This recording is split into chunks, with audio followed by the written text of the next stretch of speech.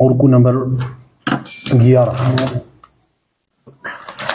آج ہم نے پڑھنی ہے آیت نمبر 84. اور آئندہ ان میں سے جو کوئی مرے اس کی نماز جنازہ بھی تم ہرگز نہ پڑھنا اور نہ کبھی اس کی قبر پر کھڑے ہونا، کیونکہ انہوں نے اللہ اور اس کے رسول صلی اللہ علیہ وسلم کے ساتھ کفر کیا ہے اور وہ مرے ہیں اس حال میں کہ وہ فاسق تھے.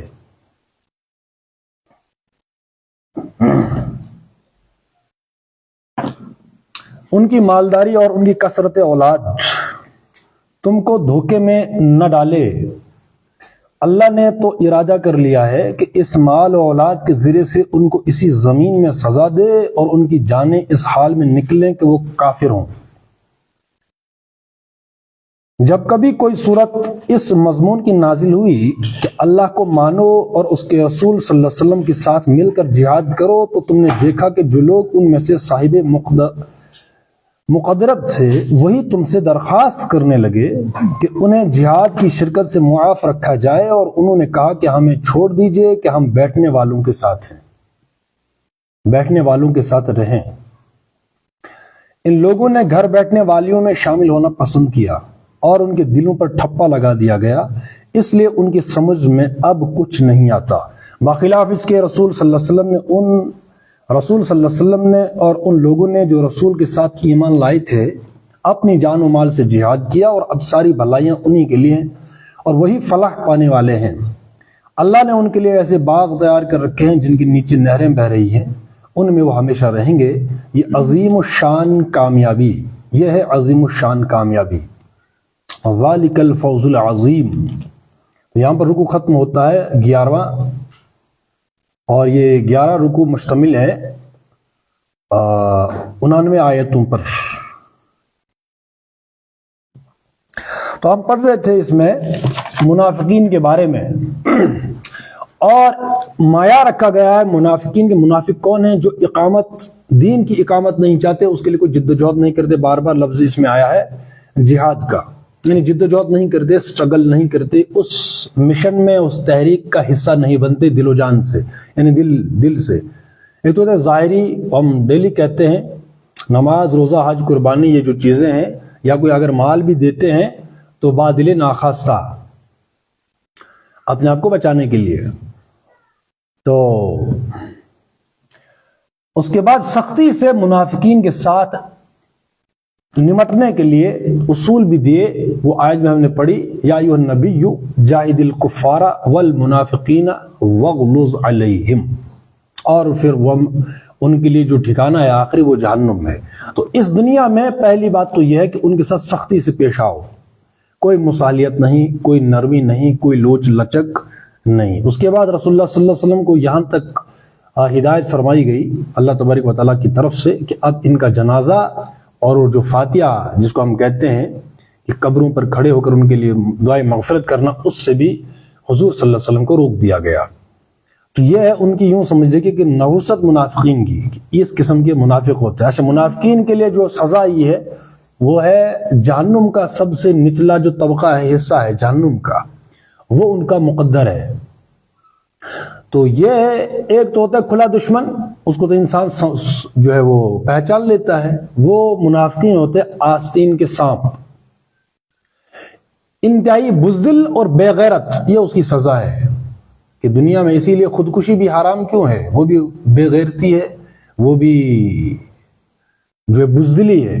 تو بزدل اور یہ بے غیرت، یہ معاشرے کے لیے اس کو قبول نہیں کیا گیا کہ اگر یہ خود ذلت چاہتے ہیں تو تم بھی ان کے ساتھ ویسے ہی پیش آؤ. وَغْلُظْ عَلَيْهِمْ، اور یہاں تک ان کو ذلیل کرو کہ ان کے جنازوں تک بھی، ان کے جنازوں پر بھی نہ جاؤ، ان کی کوئی تعظیم نہ کرو، فاتحہ بھی نہ پڑھو.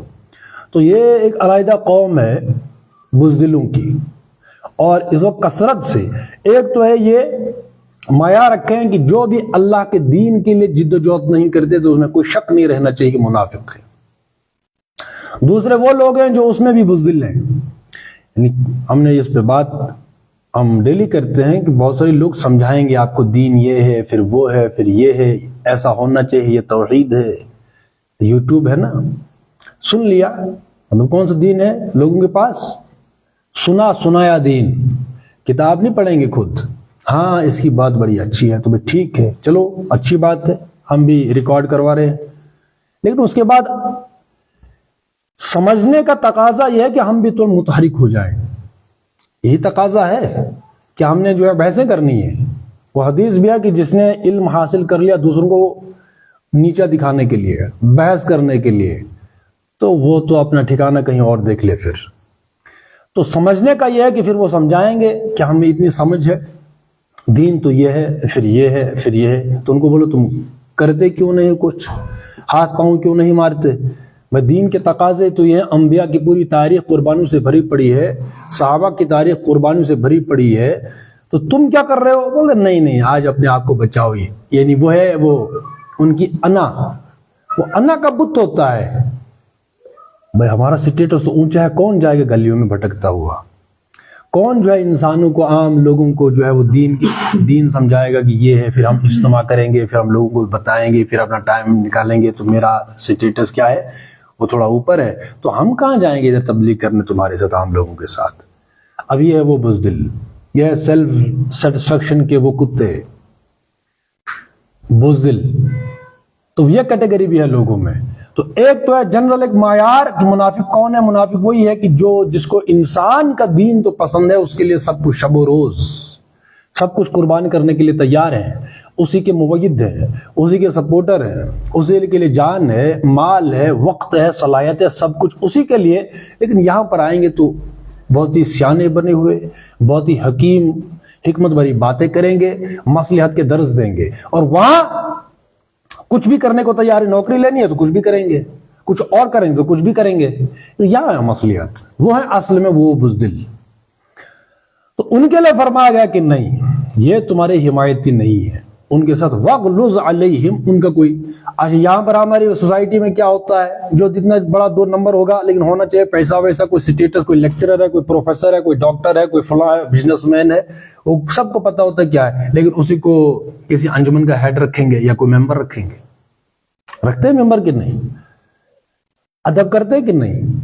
آپ نے دیکھو گے سوسائٹی میں 2 number, 3rd class, 4th class, لیکن اس کا بھی احترام کریں گے.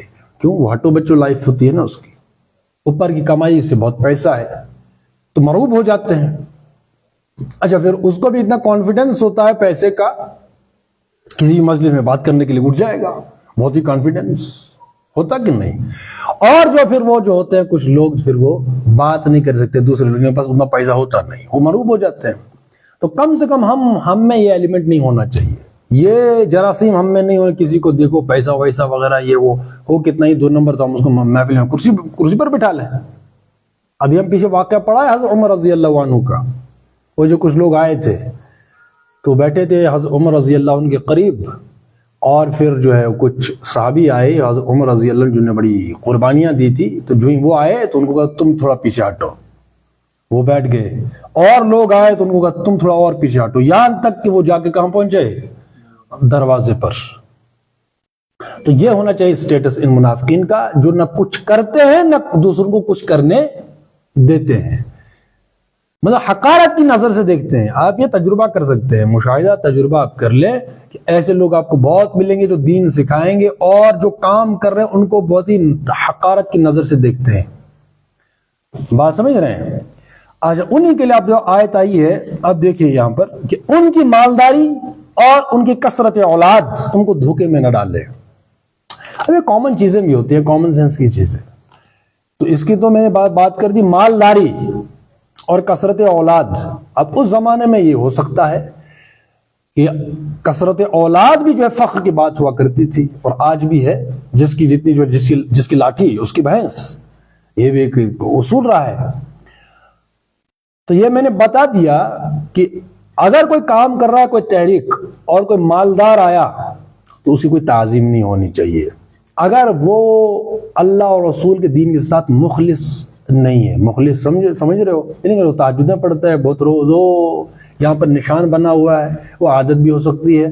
سیلف سیٹسفیکشن کے کتے جو ہوں گے وہ زیادہ پھر وہ سجدے اور رگڑتے ہیں کہ مجھے کچھ ملے گا. نماز پڑھ، نماز آزمایا کرو، پھر دیکھو کہاں پہنچو گے. بہت سارے لوگوں کا ایسا بھی کانسیپٹ ہے، بھائی نماز اس لیے نہیں پڑھتا کہ فرض ہے، اس کی فلسفی کیا ہے، نہیں، نماز پڑھ کے دیکھو پھر دیکھنا. تو وہ ایسے کچھ لوگ ایسے بھی نہیں، وہ نماز پڑھتے ہیں لیکن صرف اپنے فائدے کے لیے. ایک وہم ہوتا ہے نا بھائی، توہمات کیا ہے؟ حالانکہ نماز ہے یہ وہ وہم کی چیز ہے. اللہ نے یہ فرمایا کہ تمہاری نوکریاں لگیں گی، تمہارا کاروبار چلے گا، پڑھو نمازیں. تو صرف نماز پڑھو، باقی اسی مشین کے پرزے ہیں. تو یہ آیت یاد رکھیں کہ ان کی مالداری اور ان کی کثرت اولاد ان کو دھوکے میں نہ ڈالے. اللہ نے تو ارادہ کر لیا ہے کہ اس مال و اولاد کے ذریعے سے ان کو اسی دنیا میں سزا دے اور ان کی جانیں اس حال میں نکلیں کہ وہ کافر ہوں. کیمپ دو ہی ہیں، ہمارے کس نظام کے ساتھ وابستگی ہے، وفاداری ہے. تو جس نظام کے ساتھ ہماری وفاداری ہوگی تو وہی کفر ہے، جان تو اسی کی نکلے گی. ہم جس مشین کو آگے چلانے کے لیے جان مال یہ سب لگا رہے ہوں گے تو ظاہر سی بات جب جان نکلے گی تو اسی کیمپ میں ہوگے. جس حال میں مریں گے وہ حدیث بھی ہے نا، وہ اسی حال میں اٹھایا جائے گا. جب کبھی کوئی صورت اس مضمون کی نازل ہوئی کہ اللہ کو مانو اور اس کے رسول صلی اللہ علیہ وسلم کے ساتھ مل کر جہاد کرو، تو تم نے دیکھا کہ جو لوگ ان میں سے صاحب مقدرت تھے وہی تم سے درخواست کرنے لگے کہ انہیں جہاد کی شرکت سے معاف رکھا جائے، اور انہوں نے کہا کہ ہمیں چھوڑ دیجئے کہ ہم بیٹھنے والوں کے ساتھ رہیں. اب یہ وہ معیار آ گیا منافقت کا. حضور صلی اللہ علیہ وسلم کے ساتھ جہاد کرنے کا مقصد کیا تھا؟ تاکہ رسول اللہ صلی اللہ علیہ وسلم کی اپنی جو اللہ کی طرف سے جو ہدایات آئی تھی اس ہدایات پر مبنی ایک نظام قائم کیا جائے. اس کے لیے کیا تھا کہ آؤ اللہ کی طرف سے میرے مددگار بنو، کونوا انصار اللہ. اور جو حضرت عیسیٰ علیہ السلام کے وہ الفاظ بھی آئے سورہ آل عمران، انہوں نے آواز دی کون ہے میرا مددگار؟ اللہ کی طرف سے، نحن انصار اللہ. تو وہاں اس وقت جو انصار تھے ہم ہیں اللہ کے راہ میں آپ کے مددگار. تو مدد کس کی کرنی ہے؟ اچھا وہ سورۃ الاعراف بھی ہے کہ سورۃ الانعام ہے، آیت نمبر 57 یا 58 ہے وہ، جس میں رسول اللہ صلی اللہ علیہ وسلم کا وہ تعارف کرایا ہے کہ حضور صلی اللہ علیہ وسلم کا مبعوث ہونے کی اس لسٹ میں کون کون سی چیزیں ہیں کہ حضور صلی اللہ علیہ وسلم مبعوث ہوئے، اب حضور صلی اللہ علیہ وسلم کیا کیا کریں گے. اس میں وہ بھی ہے کہ جو رسمیں آج خود جو گھڑی ہوتی ہیں انسانوں نے، وہ رسمیں، وہ جو بوجھ تھے، وہ جو زنجیریں ہیں، وہ جو کڑیاں ہیں، وہ اتاریں گے. ٹھیک ہے نا.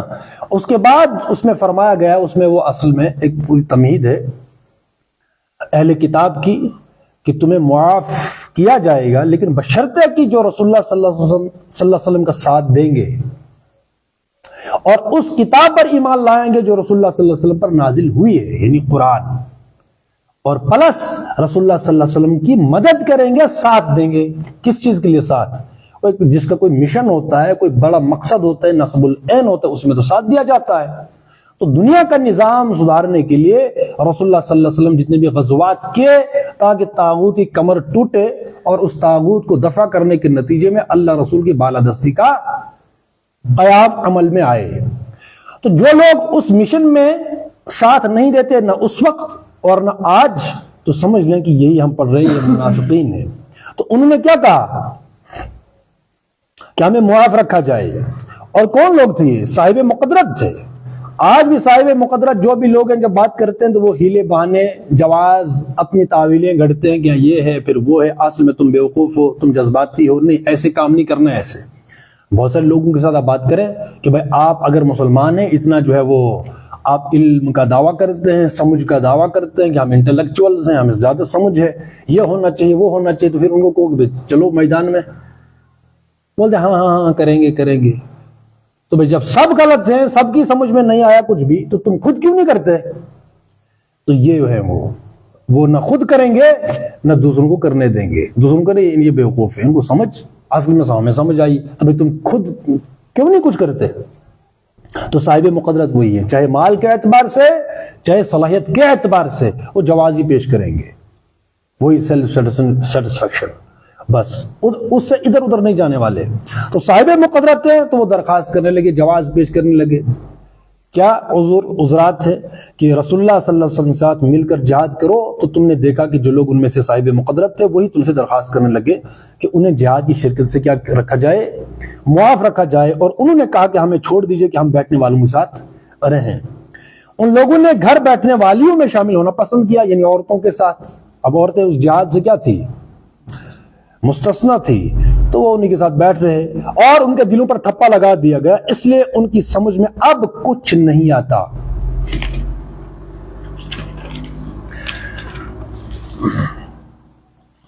یعنی یہ جب ضمیر مردہ ہو جاتی ہے تو ان کو یہ سمجھ نہیں آیا کہ ہم کن کے ساتھ ہیں۔ سارے مرد جو مسلمان تھے اس وقت صحابہ، وہ تو میدان میں تھے اور یہ عورتوں کے ساتھ، یعنی عورتوں کی طرح گھر بیٹھ گئے، تو ان کو کوئی شرم، جب ضمیر مردہ ہو جاتا ہے وہ احساس ختم ہو جاتا ہے، تو اب ان کی سمجھ میں کچھ نہیں آتا۔ باخلاف اس کے رسول صلی اللہ علیہ وسلم نے اور ان لوگوں نے، اب دیکھو یہاں تک منافقین کا تذکرہ پڑھ رہے تھے کہ منافقین کیا کچھ کرتے ہیں، اب مومنین کا، جو مومن ہے، اب منافقین کے لیے آیا کہ ان کا جو ٹھکانہ ہے وہ جہنم میں۔ اب باخلاف اس کے رسول صلی اللہ علیہ وسلم نے اور ان لوگوں نے جو رسول کے ساتھ ایمان لائے تھے، پہلی بات اپنی جان و مال سے جہاد کیا، اور اب ساری بھلائیاں انہی کے لیے ہیں اور وہی فلاح پانے والے ہیں۔ بھئی یہ جو جان اور مال ہے، اگر کوئی یہ کہے کہ بھئی میرا زندگی گزارنے کا جو معیار ہے، لائف سٹینڈرڈ جو ہے وہ بہت ہی عام ہے، یا میں زیادہ فضول خرچی نہیں کرتا، وہ نہیں کرتا، یہ نہیں کرتا، پھر پیسہ جاتا کدھر ہے؟ اللہ کی راہ میں لگاتے، جان و مال کی قربانی، جان بھی مال بھی۔ سب سے زیادہ ضرورت اس وقت ہے کہ یتیمی کی حالت میں جو ہے وہ ہے دین، وہ ہے اسلام۔ اس اسلام کو زندہ کرنے کے لیے اس وقت سب سے زیادہ مال لگنا چاہیے، وقت لگنا چاہیے، صلاحیت لگنی چاہیے۔ ہر بندہ اس وقت، بڑی بڑی تنظیمیں بنتی ہیں، بھائی کیا کیا انہوں نے؟ کوئی مجموعی کوئی کام کیا؟ ہر بندے کی ایک کوٹھی ہوگی، ہر بندے کی ایک گاڑی ہوگی، اپنے بچے اچھے سکولوں کالجوں جو بھی ہے وہ پڑھتے ہوں گے، لیکن دین کے لیے کیا دیں گے؟ اب دیکھو جان و مال کی قربانی کیا ہے۔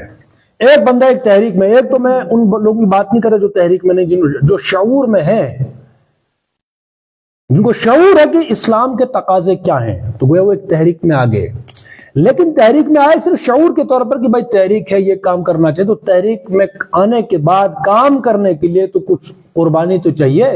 کس کی؟ مال کی۔ بھائی مال ہی تو ہے جس میں ٹیسٹ ہوتا ہے کہ بندہ ادھر ہے کہ ادھر ہے۔ ایک بندہ ہے، دعوے کرتے ہیں، تقریریں کرتا ہے، فار ایگزامپل ماہانہ آمدنی میں سے اگر وہ خرچ کرتا ہے دین کے لیے 5% یا 2% یا 1%، اب اپنے دل سے پوچھے ہم کس کیمپ میں ہیں؟ پھر وہ بندہ کس کیمپ میں ہے؟ اور وہ بندہ کس کیمپ میں ہے کہ جو بالکل ہی نہیں خرچ کرتا، صرف اپنا گھر ہے، اپنے بچے ہیں، بیوی ہے، گاڑی ہے، اس کا تیل ہے، سروس ہے، مکان ہے اس کا، یہ ہے، پھر وہ ہے، پھر دوسرا مکان ہے، پھر ایک جموں میں ہے، ایک سری نگر میں ہے، ایک دلی میں ہے، تو جو دلی والے ہیں وہ کہیں باہر ہیں، تو جو جہاں پر ہیں تو ان کے وہی دین کے لیے کیا ہے؟ عید آئے گا نئے کپڑے خریدیں گے، قربانی کے جانور خریدیں گے، بچوں کے لیے کپڑے پہنیں گے، یہ وغیرہ وغیرہ، اللہ اللہ خیر صلی اللہ، یہ والا۔ تو اپنے آپ سے پوچھیں ہم کہ ہم مال کی قربانی کتنی دیتے ہیں؟ اگر تو واقعی ہم اس نقش قدم پر ہوں تو ہمیں کوشش کریں کہ میری آمدنی کا حصہ کم سے کم اگر 50% نہیں تو کم 30-40% تو لگنا چاہیے۔ تو خاص طور پر جو کسی تحریک میں وابستہ ہیں، کسی تحریک کے ساتھ وابستہ ہیں، اگر ان کی آمدنی کا حصہ 50% اور 40% نہیں لگ رہا تو پھر اپنے آپ کو دیکھیں کہ ہم کس کیٹیگری کے لوگ ہیں، ہم کیوں دھوکہ دے رہے ہیں۔ تو عزیز کیا ہے؟ مال ہی ہوا نا۔ عزیز کیا ہے؟ کوئی مکان ہے تو جب اعلان ہوگا نا مسجد سے، وہاں کوئی سیٹسفیکشن نہیں ہوگی، پھر بات سمجھ رہے ہیں؟ تو سب سے زیادہ مال لگانے کی ضرورت کس چیز کو ہے؟ جو اس وقت گری پڑی ہے، اس کو اوپر اٹھانے کے لیے مال لگے گا۔ بھائی ہم مادی دنیا میں ہیں، کوئی بھی چیز ہوگی تو مال نہیں لگتا؟ بھائی نہیں لگتا۔ مسجد بنانی تو پیسہ نہیں لگتا، مدرسہ بنانے پیسہ نہیں لگتا، تحریک چلانے پیسہ نہیں لگتا۔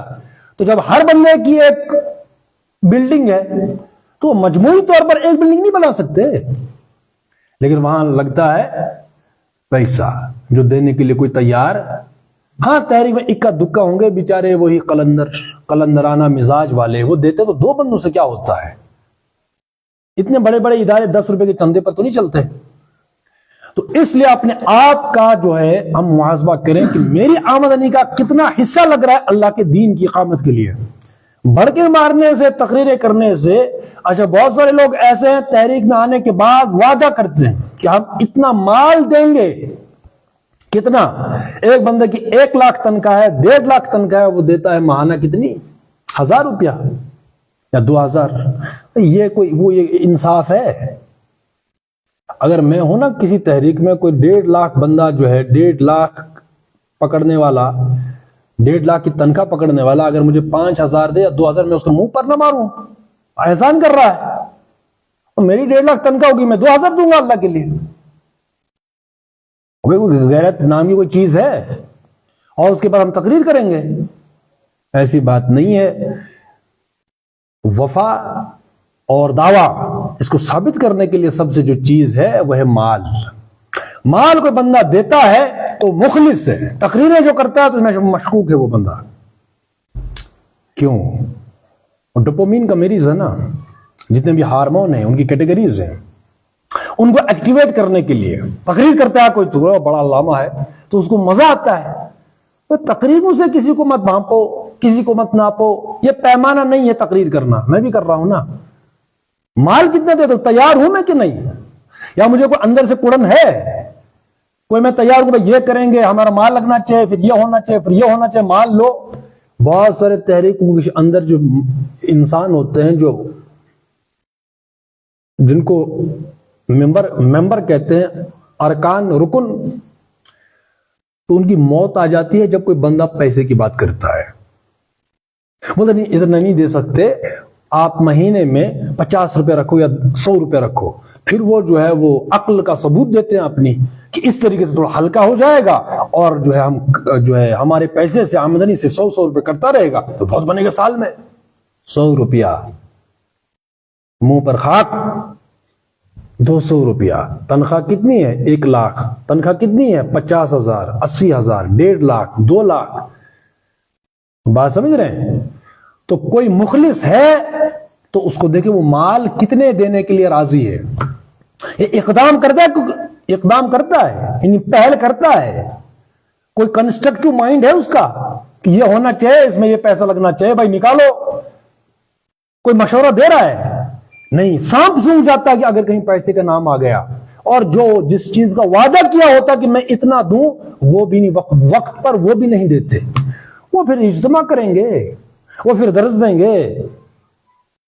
بھائی جو میں وہی کہہ رہا ہوں بار بار، 50,000 سے زائد جس کی تنخواہ ہے اور وہ اگر 1000 روپیہ وقت مہینے پر، ماہانہ اس نے 1000 روپیہ دینا تھا، وہ 1000 روپیہ بھی وقت پر نہیں دیتا، پھر وہ دعویٰ کریں گے اقامت کے. اب یہ اپنے آپ کو ملا سے نہ پوچھ، اپنے دل سے پوچھ کہ ہم کہاں ہیں، ہم کون سی قربانی دیتے ہیں. جو پیسہ نہیں دے گا وہ جان کاہے کو دے گا. پھر وہ حق کی ادائیگی، حق کا بول بالا یا حق کی ترجمانی وہ اس غیرت کے ساتھ نہیں کر سکتا. ٹھیک ہے؟ تو اس لیے مومنین کا جو تعارف کرا گیا وہ یہی ہے کہ جو رسول کے ساتھ ایمان لائے تھے، بخلاف اس کے رسول صلی اللہ علیہ وسلم نے اور ان لوگوں نے جو رسول کے ساتھ ایمان لائے تھے اپنی جان و مال سے جہاد کیا، اور اب ساری بھلائیاں انہی کے لیے، اور وہی فلاح پانے والے ہیں. اب یہ ہیں فلاح پانے والے. ساری بھلائیاں کن کے لیے؟ انہی لوگوں کے لیے. یعنی صحابہ کا جو دور تھا وہ کچھ اور ہی تھا. اللہ نے ان کے لیے ایسے باغ تیار کر رکھے ہیں جن کے نیچے نہریں بہ رہی ہیں. اب یہ ہے وہ ایمان کی بات. کیا میں اگر پیسہ دے رہا ہوں اللہ کی راہ میں، مجھے یقین ہے کہ یہ باغ ملیں گے مجھے؟ بھائی اپنے آپ سے ہم بھی پوچھیں. سب سے پہلے ان آیتوں کو اپنے اوپر فٹ کرو کہ میں دیکھوں ان باغوں کا مجھے یقین ہے. جب یقین ہوگا تو انسان پیسہ خرچ کرتا ہے، انسان وقت دیتا ہے، انسان اپنے انا کے اس بت کو توڑتا ہے. لیکن ہو یقین کہ یہ اللہ تبارک و تعالیٰ نے یہ باغ اور یہ نہریں تیار کر رکھی ہیں جان و مال کی قربانی کے نتیجے میں.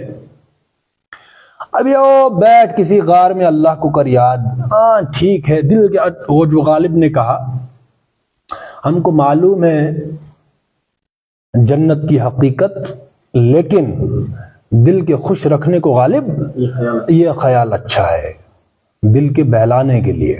تو اگر یہ بات ہے تو کوئی مسئلہ نہیں بھائی، اور بھی کتابیں انسان پڑھتے تو قرآن بھی پڑھ لے تو ٹھیک ہے۔